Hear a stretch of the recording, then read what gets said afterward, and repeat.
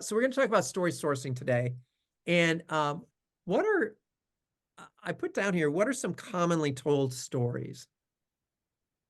What are some commonly told stories? And let me seed the conversation.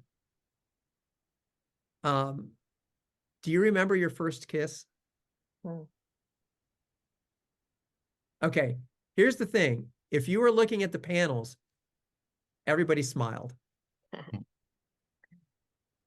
It's a common story. Your experience, though, was yours. But it's something that if you just say it aloud, people will tend to go like, and two of you looked up into the, and you're like, and then you got the smile on your face. And, because it's a memory.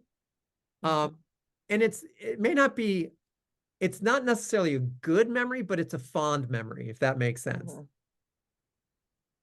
Because usually it's like, and oh, that didn't go well. It's just like, it's like, but it's fun, right? So that's a commonly told story, or a story that you have.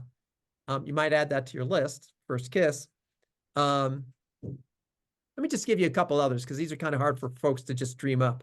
A story to tell children, your children, if you have children, is a story of your childhood injury. And the other one is interesting that that is good to tell is how your parents met, and you tell that to your children. And the reason why I chose those two stories are stories that are commonly told to children that are resilient. It increases their agency, if those words make sense to you. So if they know something about, these are intimate things about their parents and their grandparents, about their family history, their family story. And so those are good common stories to have and to share. So, okay, good. So let me tell a story. I love this story. So I was in South Dakota, and in this little village called Wamblee, which means eagle in Lakota. And this little village, it's poor. It's really poor. And there was probably about 8 of us on the front lawn of this, decrepit house. And the medicine person was sitting there in this lawn chair, those lawn chairs, that you sit on, that have the steel or the aluminum tubing and this, the webbing on it and everything. And he's sitting there and he's talking to us. And there's like, a few people have notebooks out, like as you would do, taking notes of the medicine person and stuff. I probably had mine out too. And then all of a sudden we're sitting there and his wife walks out the front door and says, hey, how much money do you have? I need to go to the store, buy some groceries. He opens up his wallet and says, $35. She goes, okay. And she walks back in. And I sat there for a second. I was like, oh. And that's the moment that I realized I was in a story. Because I realized that he doesn't have a bank account. He doesn't have money under the mattress. He's got 9 kids and has $35 in his pocket. And that's it. And I was like, wow. So in that moment, I was like, wow, this is amazing. I mean, I'm in the presence of something that I'm not familiar with at all.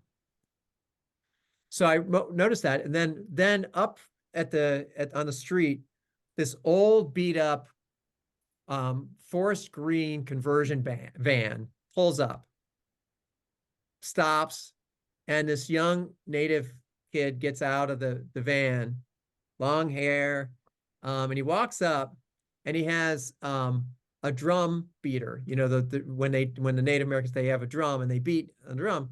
Walks up, it's beaded and everything. He goes up to the medicine person, says, hey, uncle. Not really his uncle. That's how they call each other, familiar terms. Says, hey, uncle, I got this beater. would you buy it? My girlfriend, she's pregnant, and he's like, how much you want for it? It says $35. And in that moment, again, I'm sitting there going like, whoa. He said, how about 25? I said, sure. So he takes his wallet out, takes $25 out, hands it to the kid. He takes the beater and puts it under his chair, and then just keeps talking. Kid goes back to his van, and I'll stop the story there. There's a little bit more to it, but I'll stop the story there. I knew I was in a story. I knew that was a story that I was going to tell. Okay. What's your take from the story? What do you think a theme is? What do you think? What's a learning you got from that story? So here's one that I've heard. He has 9 kids. How irresponsible that is.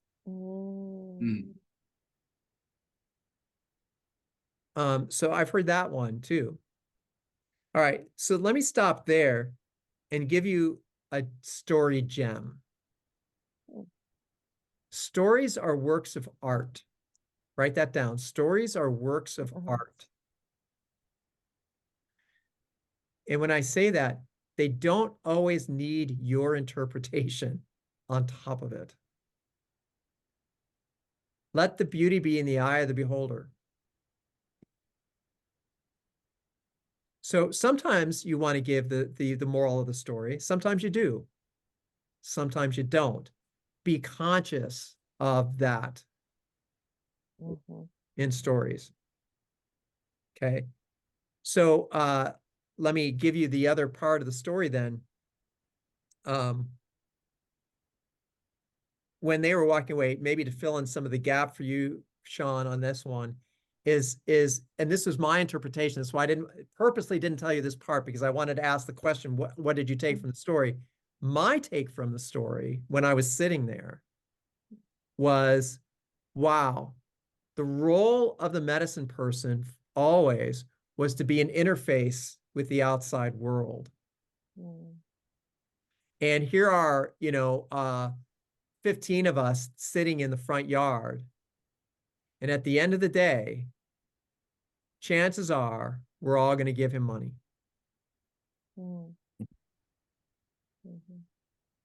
Now, he wouldn't ask for money. He wouldn't say, hey, I just gave you a lot of wisdom sitting here on the front lawn, so each of you give me $50. That's not how that works. And he would have no expectation that anybody would pull out a wallet and give him money. And that blows my mind. Right? But that's not there either. But as the role of the medicine person that interfaces with the rest of the world, in a sense, he knows he has a better chance of making ends meet than the kid that just walked up his front lawn. And that's just the role that they play. So to give you a little bit about that, Sean, that's a little bit about the culture. The other big takeaway I had from this, my learning from this, was, wow, how much do I value accumulation? I value that highly, highly, highly, highly. How big is my 401k? Do I have enough money? Do I have enough money until I'm dead? Gosh, how's the market going to react in the year 2035 so that we have enough money when, it's just like, and in that moment, and you kind of said, it's like, I have no attachment to that. I just have to respond to what's in the universe for me right now. And that was huge for me too. So those are some of the things that I took away from the story. But also be mindful, if I'd given you that interpretation, I wasn't allowing you to have your own. So again, stories are a piece of art.